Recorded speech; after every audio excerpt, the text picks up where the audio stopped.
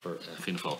Go ahead, Good morning, and it's great to have you all here. First of all, I think the committee want to focus on delivery, and I think you are a key part of that. There's many, particularly on the government side, who feel that the legislative job has been done in many ways with Housing for All. There's still a bit of work to do on that, but we want to focus on those agencies that can deliver. So on that basis, it's great to have you here and to continue to engage with you. I have so much to ask you, and I hope I can get it through in the 7 minutes. And it's always hard as the first witness. People feel they have to give me really comprehensive answers. So there'll be plenty of time, and we can come back on it.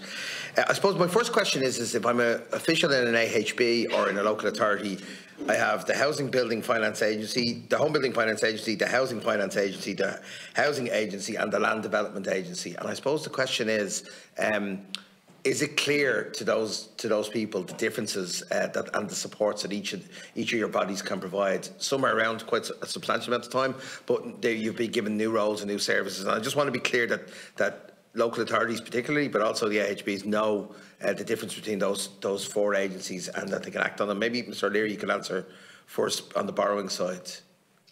Certainly, Deputy. From our point of view, we think it is clear. We're around, as I said, 40 years at this stage, and it's quite clear what we provide. And I think if you look at what we've lent in the course of the last couple of years and what we've approved that will be drawn down in the next few years, approved housing bodies and local authorities are quite clear, in my view, as to what they'll get from us, which is cheap, long-term finance. The HBFI will allow them to speak for themselves, but they provide a different niche to the market, as will the LDA. But like, we're small, we deliver a product, and it's quite clear what we deliver. So I think there's no furry lines. In anticipation of Mr. Jordan's answer, I suppose, is there potential for conflict in the area of CREL? None whatsoever. No. Like, we're the primary lender, we assess the thing on the basis of that, and the housing agency provide a secondary loan, which is essentially the equity part in the CREL thing. We make our own decisions. There might be times in the future where we say no, and there might be times that we say yes, and Bob's agencies say no, but we're quite straightforward. Like, we have a credit committee that assess these things. We're very supportive of approved housing bodies. Our initial hurdle is when you get certified bodies from ourselves. We're quite difficult to get the certified bodies status from, but we have approved 19 of approved housing bodies. But once you get into that situation, then you have a very good chance of getting approved. We don't turn down loans. So we've approved 100% of the applications that we've got, say, in the last 5 years. Mr. Jordan.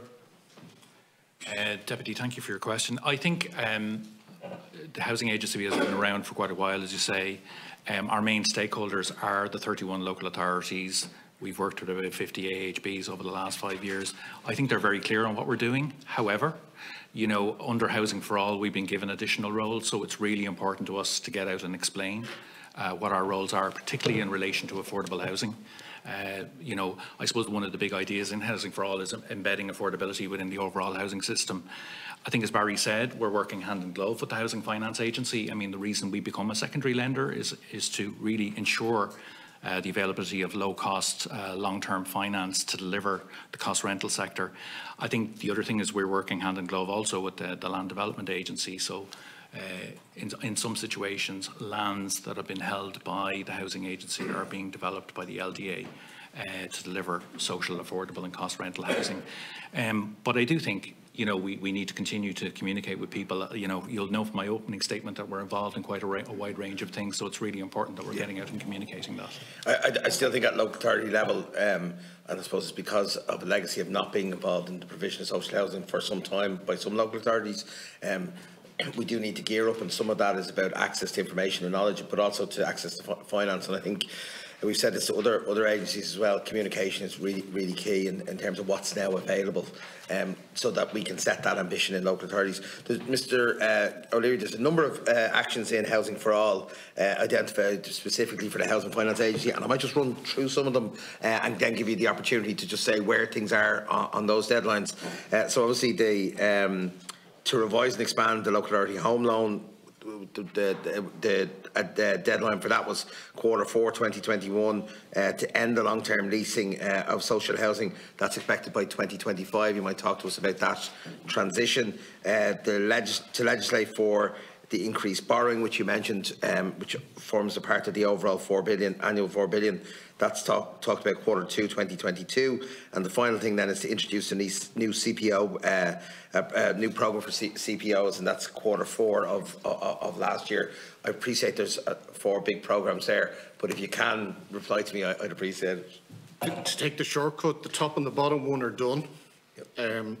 The second one that you mentioned about the leasing, I'm going to throw the ball over the wall into Bob and Jim, because we're not involved in leasing. Basically, we just fund it.